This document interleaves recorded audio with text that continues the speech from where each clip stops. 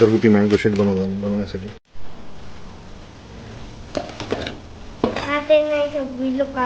आई आणि परी ताव मारताना आंब्याचा सगळा गर काढून मिक्सरच्या भांड्यामध्ये एकत्र केला व मिक्सरमध्ये रस करून घेतला. प्रथमतः त्यासाठी तरुणीने प्रचंड मेहनत घेतली व अशा प्रकारे रस तयार झाला. हे बघा करताना.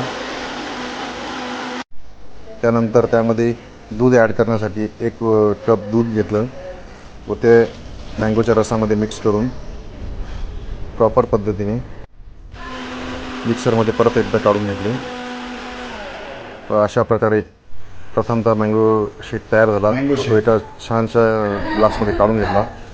त्यावर काजू बदामची पेस्ट टाकून सदर रस तनूला पिण्यास दिला.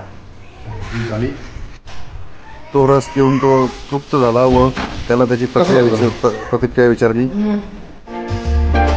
अतिशय छान झाला असं सांगितलं. Thank you so much.